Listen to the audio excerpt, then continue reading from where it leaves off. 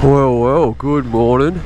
It's starting to get cold here, so I thought I'd duck out and get a quick little coffee before everyone else starts rushing in.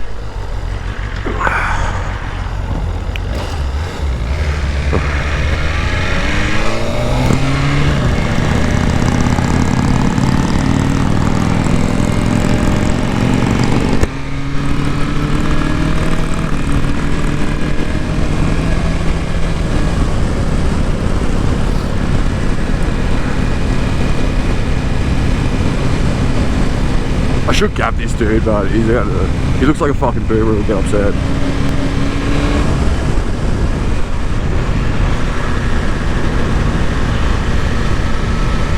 So I thought I'd touch on the braking period of the S1000, being 1000 Ks. Now I've ridden it for, I think I've probably put 300, 400 on it now.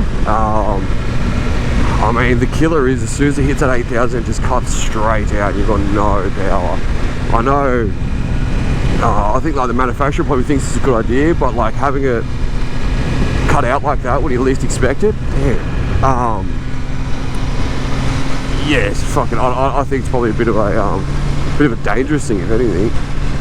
And I've hit it a few times now where I've sort of just like let the gear like run out and feel it, and it's just you go from obviously like feeling the pressure and the speed you're going at to absolutely nothing, and it'll sort of like unsettles you. So it unsettles the bike a little bit. Yeah, I think it's definitely a thing they should remove. And I mean, considering like, I don't know another manufacturer that does it really. I think it's only BMW.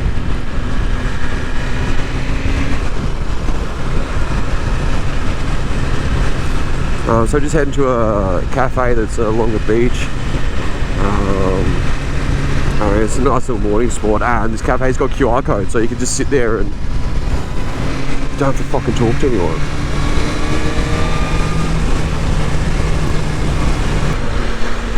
Man, look at the water. Perfect, such a perfect day.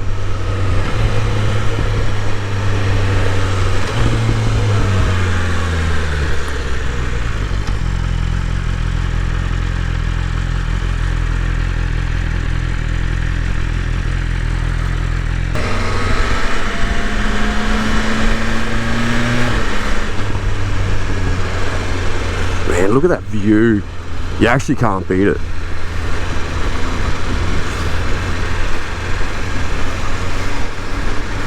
I know in like Queensland, everyone talks about the beaches and how good they are, especially all through northern New South Wales, and like they're good beaches, but nothing compares to over here. Like not even close. The only thing you miss out on is the waves, obviously. But apparently, if you go down south, I haven't been, but if you go down south, it's all good surf. Good surf and big waves, which is something I definitely don't need.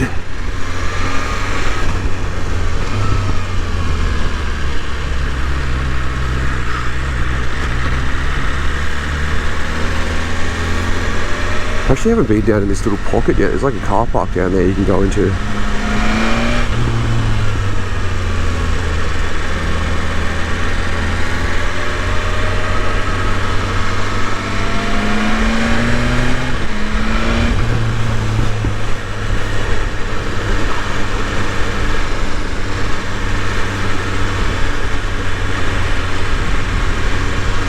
I mean, like, good on everyone for running in the morning. It's fuck that. I'm done with that. Probably finished with it. Yeah, finished with it when I was like 25. I was like, nah, running ain't it. There's a big thing with running is it doesn't actually like make you necessarily lose weight. I feel like a lot of people are doing it for the wrong reasons. They're like, yeah, I'm gonna run and lose weight. But then half of them run, get super hungry because they burn all these calories, and then eat, you know, a massive breakfast at an amazing cafe, which, like, I don't blame them, but, you know, you're not going to achieve anything by doing that. Or you run and you lose so much muscle, you just get skinny fat. Like, it's such a weird little, like, body shape too. Like, you got to look at the elites of everything. So if you look at the elites of running, so you'd look at marathon runners, right? Marathon runners look fucking disgusting. Have you ever seen a marathon runner? Like, they're hunched over, that bad posture, They have next to zero muscle mass. Not saying like, actually that's probably pretty rude, they're not disgusting, but you know what I mean, like I don't think it's an ideal body shape to aim for. Or like a healthy body shape. And then not to mention all like the inflammation of joints and injuries, and then it takes away from other training or, you know, anything else you could be doing. Oh no, I just think running's bad. I know some people would definitely disagree with that, but yeah, running's bad. I mean, go for a walk, yeah, a walk's fine. You can still burn just as many calories. I mean, yeah, it's a longer time, but at least you don't get the inflammation response, and you probably have a better time doing it.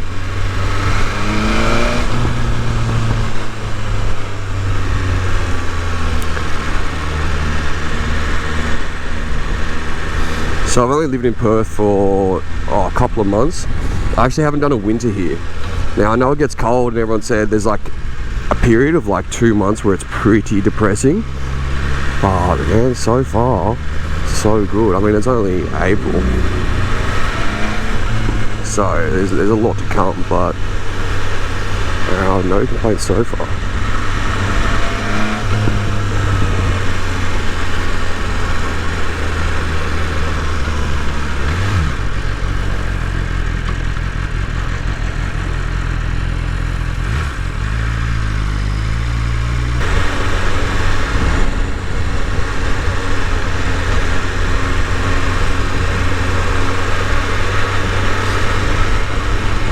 So I probably should touch on why I got into riding. So a big thing is, well, throughout my life I've always had bikes in my life at some point, you know, whether it's mates that have had them and stuff around on them, or had them as kids, is like you know, dirt bikes. I've got cousins that love like freestyle motocross and all that sort of stuff, so they've always been around, but I never really focused on it. When I started growing up, like in my teenage years, I had to get a job and had to look after, well, myself really, because I left home at 13, so, or 14 I think I was.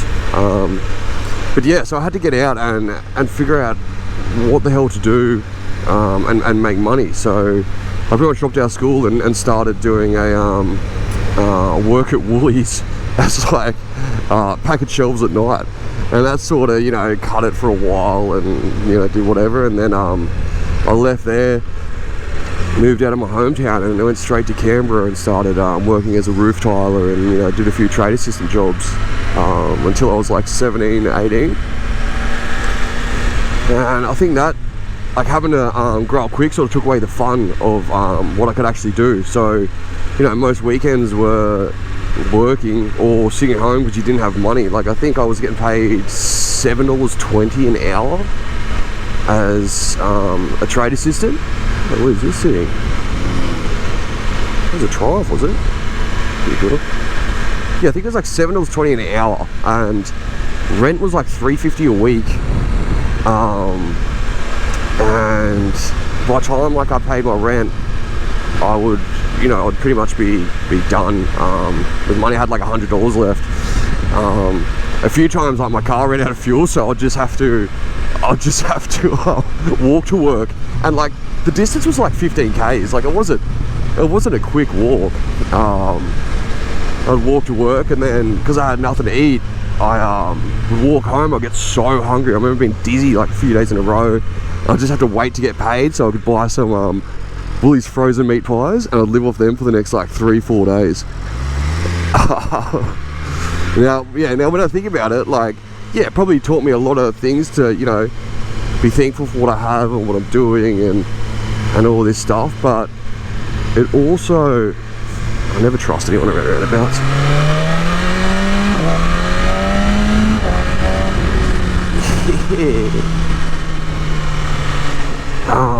Yeah, it also took away the fun, and that's what I'm sort of getting at. So there was never any fun while I was a teenager, and all my hobbies sort of left me.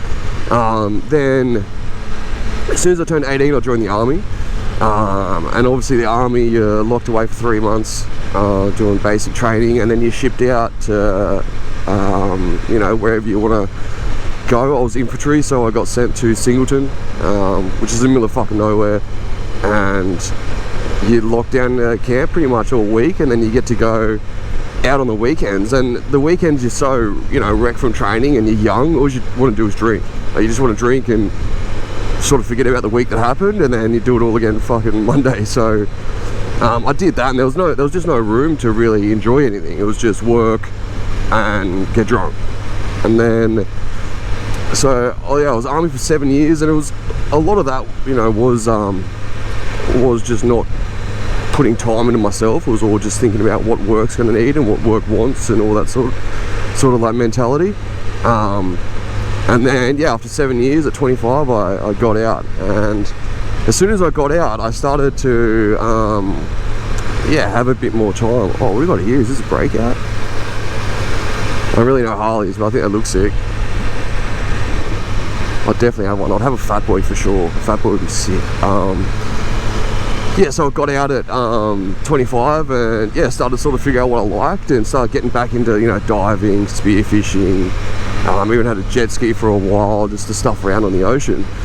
And yeah, then I was like, well, I think, you know, I love all this stuff, but I couldn't do it all the time because I lived in Queensland, and in Queensland you have, summer, it's raining. Like, I would say 90% of the time it's raining. And then in winter, they're beautiful days, but then it's freezing, and then it's finding time to get out, you know, on a boat, because there's no really offshore you can go to spear or anything like that. So my mate had a boat and would go out, and I would have a jet ski too, and like I would go out by myself every now and then and just have a little bit of fun. And my missus at the time, she loved diving, like that was her passion, so we'd go out and do all that, and it was enjoyable, but it wasn't the same sort of feeling because it was so restrictive, right? So you can only do so much, and at times when everything sort of lined up. So yeah, that's when I think I was like 27 by the stage. I did 2 years of that, and then I was like, fuck it, like I do like motorbikes, I've always liked them, I should get back into it. And then as soon as I got my first bike, I actually had a CLC 450, which they're just like this little cruiser. They're actually made to like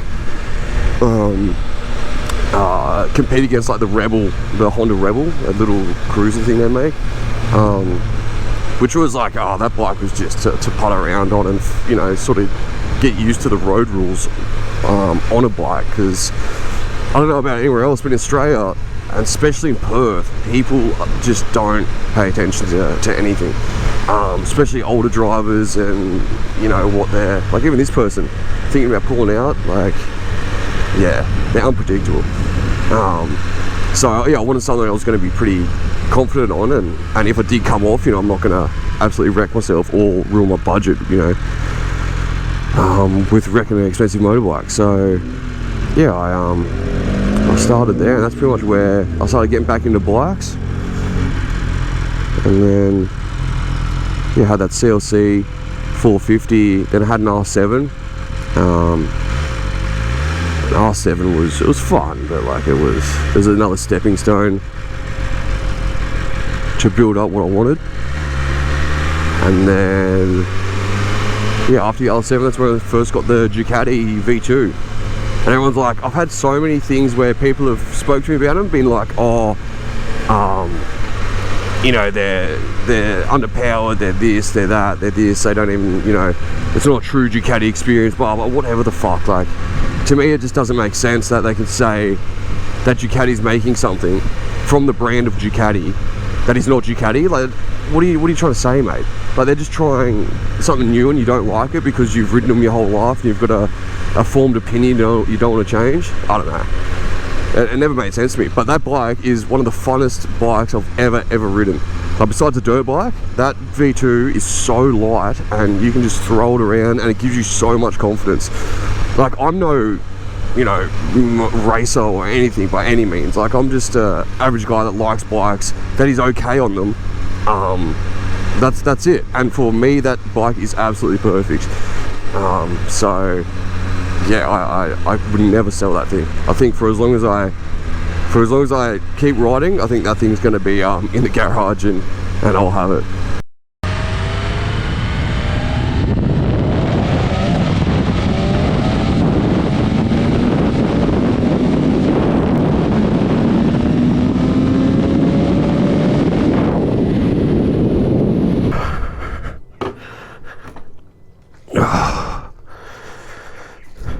Damn.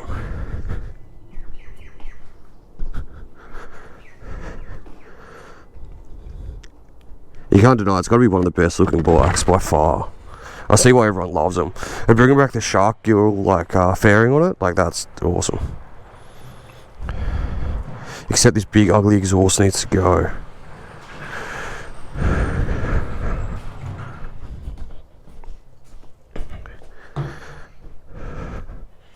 Yeah, look at that.